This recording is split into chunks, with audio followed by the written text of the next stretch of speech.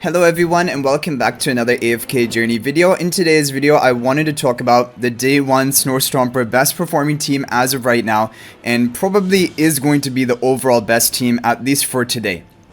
In Stomper it is going to be involving Shakir, Odie, Lily May, Thorin and Rainier. The reason why this team does so well is it kind of is a way of preventing the boss from casting his snowballs. The boss tries to entrap your heroes into the Yeti cell, but he's unable to do it with this team specifically because Lily May is using her rainstorm ballet at the perfect time up until the end. And I think it's because Shakira is giving the haste buff to the Lily May. Also, Shakir does well in this team because he has the damage reduction from his Lupine's aura that allows him to tank out the boss, because the boss deals a really powerful melee range attack and most heroes just get blown up. Like, I've even tried it with my Fresto, who's Mythic Plus now. He gets destroyed. So this is really probably the optimal team. I'm just going to show you a run of it. And then I'm going to show you the all-time best replay we have, which was by Splash, who is my guildmate from my server. Okay, so Shakir goes up into the front and goes into the roll form for the Lupine's aura, and there you go. Rainstorm Ballet, it voids the first Yeti cell of the boss, and everyone is fine to tank it. Also, the Lupine's aura of Shakir is helping the Thorin not have to die from this, and he is providing the attack buff to the Lily May here because she's within the range of his Lupine's auras. If you have Shakira at Mythic Plus. Even if you don't have Shakira at Mythic Plus, someone tried out this team, I think on my server, and they managed to get a pretty good score even with the legendary Shakira. So here we get around 160 million damage, 163 million damage. Splash managed to get 184 million damage with this team, and I'll show you that replay as well. But this is a really respectable amount for a day 1. Okay, so let's take a look at the other replays we have here. So there was one person running a similar team, Sub-Scenics here, with a legendary Shakir. Now, not doing as well, but if you compare it to like other built-up teams, still doing quite a bit better. So even if you don't have Mythic Plus Shakir, it is an option to try. If you don't have some of these damage dealers, Lily May really is a key damage dealer, and also for like this cheese strategy of preventing him casting the Yeti cell. But Florabelle, Odie are both good damage dealer options. Even Merrily is runnable, and you can even try Tamesia, although I think Tamesia is going to have too difficult of a time surviving, so really Shakir in the wolf form is the best chance for you to survive. Some people tried Fresto and got decent scores with it. If you have a well built up Fresto, you can try that. But this is really seeming to be the optimal team with the Verdant artifact. And you guys can watch my previous video on all like the tips for progressing fast in the early part of a new season. But to get the Verdant artifact in specific, if you go to your growth quests, seasonal growth quest, from the season milestone rewards, once you get to 250 points, you will get the Verdant Echo. So just complete the missions here and you will be able to unlock that artifact, and you can begin leveling it up because the Verdant artifact or verdict spell is expected to be one of the best artifacts for Dream Realm in this new season. It's very similar to Evocation spell, providing your whole team class-wide buffs.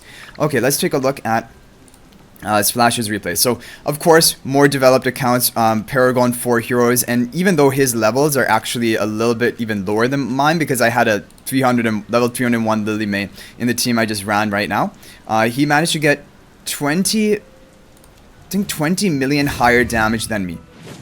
So we'll take a look at this replay.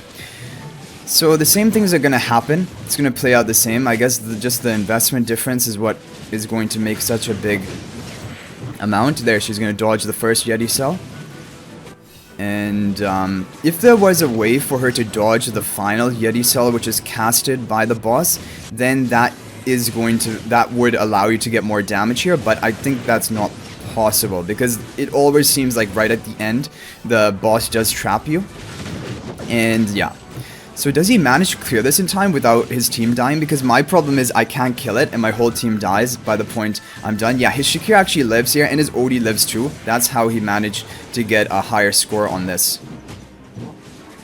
Okay, yeah.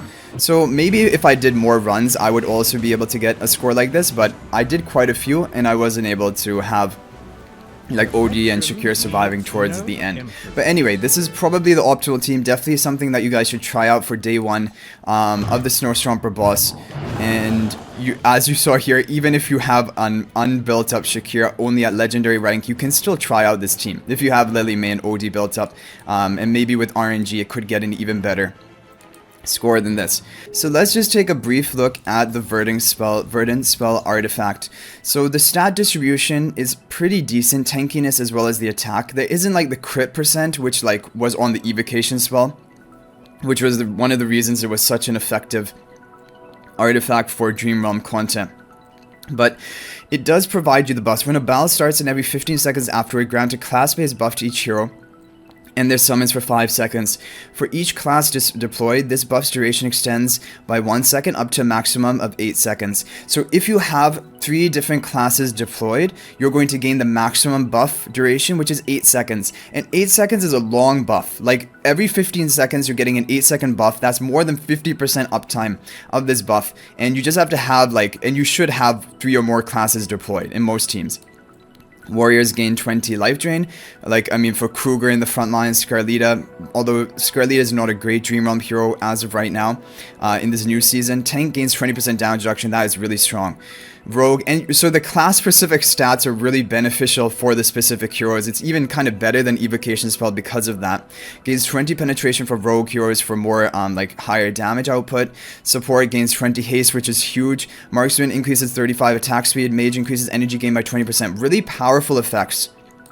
And increase life drain from warrior to 30 and the penetration from the rogue to 30. So this is powering up Lily May's damage. Lily May is going to still be the top tier damage dealer for this season. Even her Mythic Magic Charm bonus is insane. It's like the Thorin Mythic Magic Charm bonus as of right now from what people have said. And that is going to cause a boss to take a bonus up to 18% damage. And she's a damage dealer herself, providing this huge debuff. And yeah, you definitely want to upgrade this to maximum to plus 25 because this is going to be the dream artifact. I'm pretty sure for almost all Dream Realm bosses and also in Endless mode, this is going to be the dream artifact. So definitely upgrading your Verdant's artifact to maximum is going to be the priority. So what I did was, in order to unlock the Verdant artifact from the seasonal growth quest, I upgraded my regular Swift Heal spell artifact only to plus 11 because then I got some points for the season growth quest, and then I unlocked Verdant spell. But now I'm going to go all in for Verdant spell. Like with all of these artifact shards I get, we're going to be upgrading that.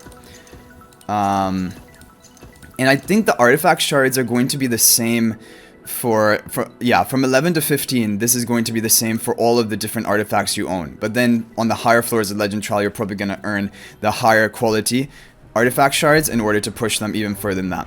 So just again looking at the heroes which are going to shine for the Dream Realm: OD, Lily May in the early game, I think, and Floribel potentially in certain Dream Realm bosses, although Floribel is really best in Snow Stomper. Other than that, she didn't have much use.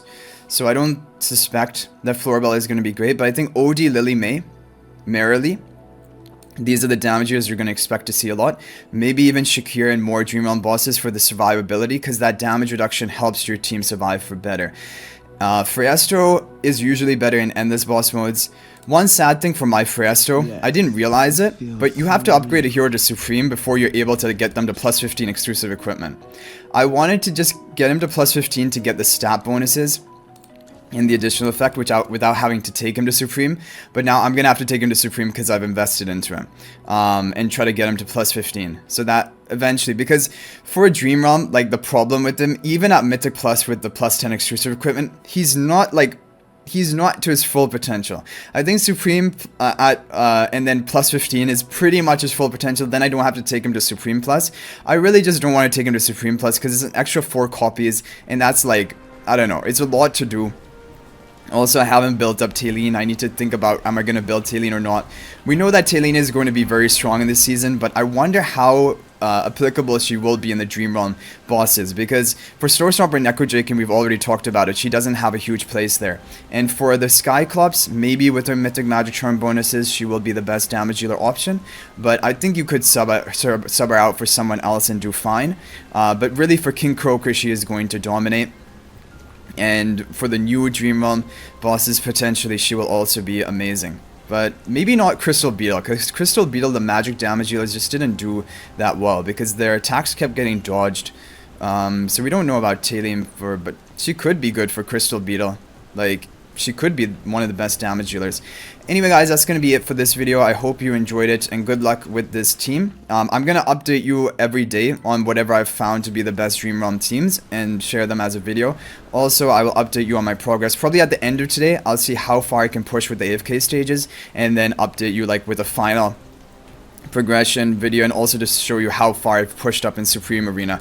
Because for Supreme Arena, I'm going to use I'm going to spend diamonds for the extra tickets, even though it's expensive, just to try to push to the highest tier I can. Because the earlier you can make it to the top ranking spots, the earlier you're going to get the rewards for the seasonal tickets, which are so limited. We're going to be so limited in how many of them we can actually obtain in this season. Anyway guys, thank you for watching. I'll hopefully see you in the next video, and until then, everyone, peace out for now.